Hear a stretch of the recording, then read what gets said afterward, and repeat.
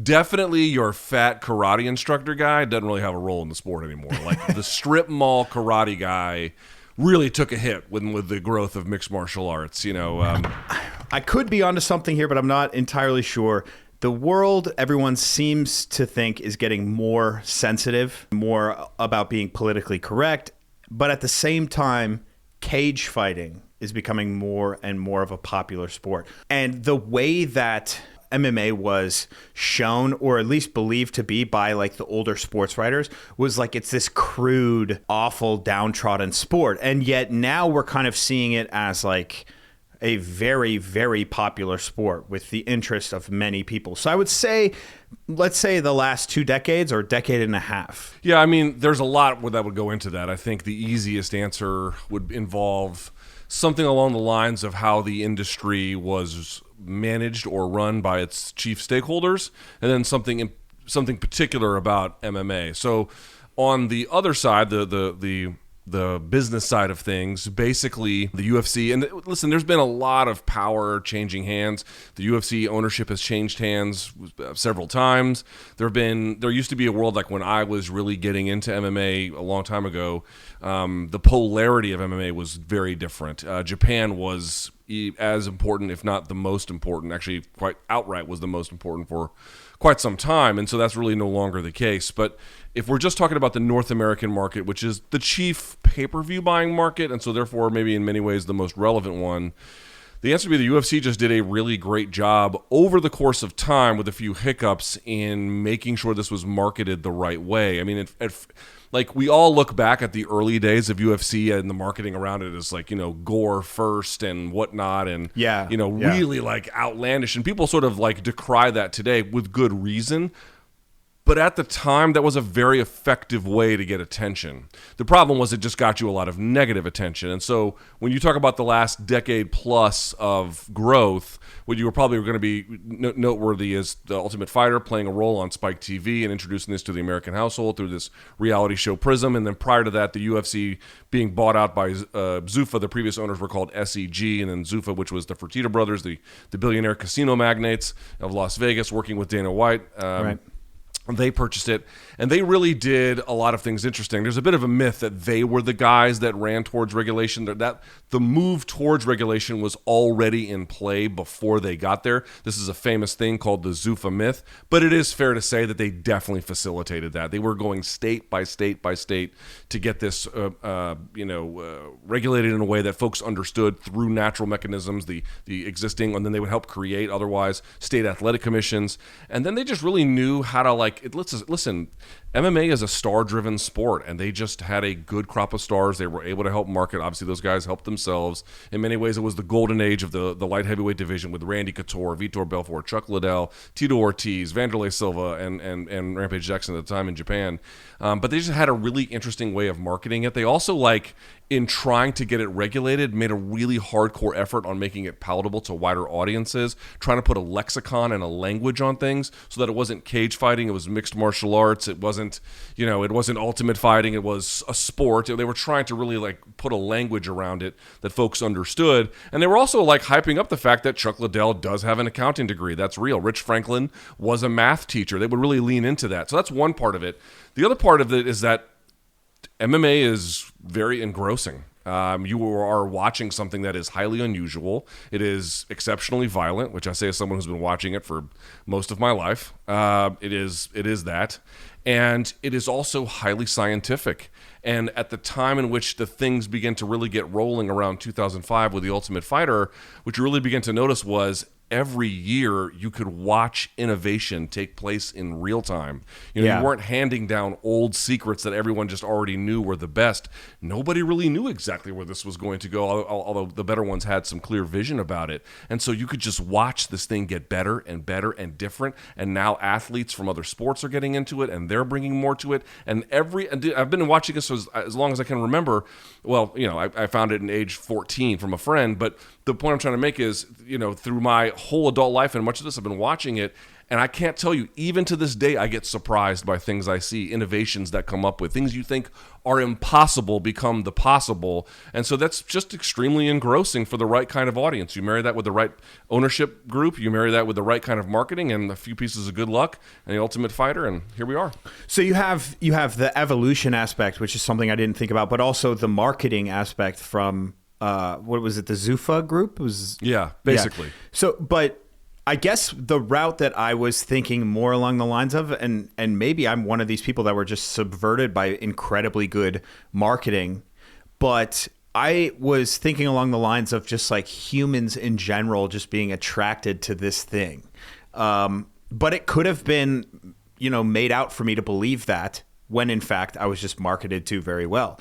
I do think, though, like the evolution of a sport is really attractive, to watch something become something. I think that's what a lot of people saw with CrossFit. Like that's what drew them to it, is like the athletes themselves were getting better and more refined year after year after year. And it was very noticeable, the difference. And so, yeah, that's definitely a big point that I didn't really think of, is like the surprise that you can get from fight to fight, from card to card is crazy.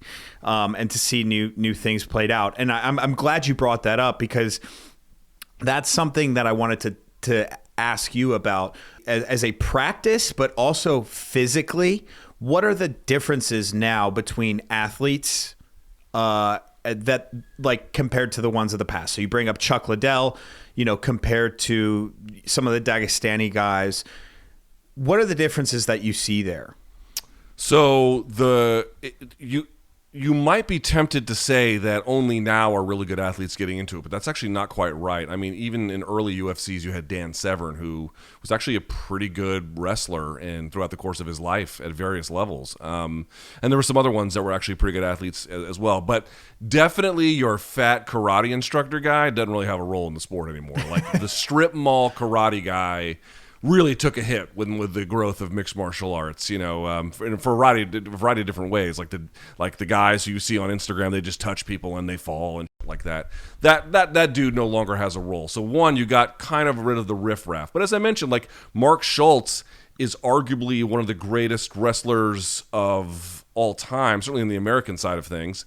He was the guy that was basically featured in the movie with Steve Carell and John DuPont, the Foxcatcher. Foxcatcher is the guy. Yes. He did fight only once in the UFC, but this is a guy who won, I think, a national NCAA title like 2 or 3 times, and beyond that on the Olympic level. Anyway, so the point being is it's not like they only got into it, but the one is riffraff is gone. That's the one. The second part was you got guys who are like pretty good to maybe even really good athletes, not guys who had been like lifelong athletes necessarily, although in some cases you did get that. But there was just slow recruitment of guys from composite sports that actually already had developmental programs. Worldwide Amateur Wrestling has developmental programs. Judo, because it's an Olympic sport, has worldwide developmental programs. Sambo to a lesser extent, but there is obviously a competitive architecture. The guys who are coming from the competitive architecture, you slowly see them start to come over and come through, and the results were mixed and weird at first. And then obviously to the surprise element, like when Mark Coleman got his face kicked off, there was this sort of shock about, well, a kickboxer can beat a wrestler, and so it would also begin to sort of, get this weird recruitment going on about who would come. But the big one, again, stateside, would be the success of people from collegiate wrestling who didn't really have an outlet for the Olympic Games, or did, but otherwise they didn't have any time. Kevin Jackson fought Frank Shamrock, so it's not totally true. But like the Matt Hugheses of the world were really big influencers. I think he was a 2-time All-American, never a national champion, but like a guy who was obviously a very good athlete and was not good enough to make a world team, but he could fight his ass off. Those guys started coming a lot more. You begin to see that. Now the weight classes are starting to get more filled out and more diversified. You're also noting that the sport is now, at this stage, certainly significantly more global. So you're pulling from not just Brazil, but Spanish-speaking Latin America. Canada's taken a bit of a hit, but obviously North American wrestling is a big deal, blah, blah, blah. So there's this all kinds of different sized athletes. They came from composite sports. I think the thing I'm looking at now is like worldwide recruitment. What geographic hotspot areas that we know have a relationship to combat sports historically are we pulling from? You mentioned the Dagestani guys, and they come in all shapes and sizes, but they all look like hammers in the end. So the current state of things is the women's side is certainly far behind the men's. There's only 3 women's weight classes in the UFC. They'll probably add atomweight, which is 105 at some point. But at this stage, you get a lot of different kinds of athletes, albeit heavyweight, still a little thin, I would say, the roster. Do you think that like training styles, dedication, like is it more professionalized now? Oh, like so meaning yes, like are we dialing in and these differences from year to year, are they going to be different? Are they going to be less stark, the differences? Yes. So this is a great point that you bring up in terms of like how people operate in the gym. Mm-hmm. You got to, nothing is ever consistently true. You're going to see. And I don't say this necessarily, it's complimentary and it's not. You're going to see barbarians still training in barbarian kinds of ways. I mean, that's not totally going to go away, especially in some older cultures that might have some more handed down older practices. But I would say definitely, even in my own time covering the sport, the training has gotten significantly smarter, especially around injury and recovery. Or even now, you'll see a guy, I don't know if you know Phil Daru. Phil Daru was a strength and conditioning coach for a long time at American Top Team. He's doing his own thing now, still located in South Florida. I mean, so much of what he does is building in, because he's had his ACL torn and he's had a lot of issues about building in, to the extent possible, the kinds of workouts or other forms of, programming around injury prevention. But like the UFC has the Performance Institute, which is essentially built around this. I would say it has gotten way smarter. Guys realize that the gym will age you pretty quickly. Yeah. And then 10 years down the line, did you make the money you wanted to make? Maybe not, but you've already peaked, and so this is all kind of over. I will say that training's gotten a lot smarter. On the other hand, injury is a massive problem in MMA for a couple of reasons. One, it fucks up cards where you're like, oh, I can't wait to see this fight, and then they consistently fall through because the injury load is significant. I've had to, as a result of my job, I've had to go to Jake Paul fights, and I'm not here to recruit people to that. If it's for you, great. If it's not, that's also great. But I talked to all these MMA fighters, and I talked to them about training boxing, and they're like, I cannot tell you how much better my body feels doing boxing. Like, I don't even feel remotely as bad. Yeah. Right? So the injury load in training and like what the guys have to carry with them through training into fights, what they get in fights, what is chronic, what can they deal with, what can they not deal with, that part is still really, really difficult for everybody. Thank you very much for tuning in. If you enjoyed that, press here for the full-length episode.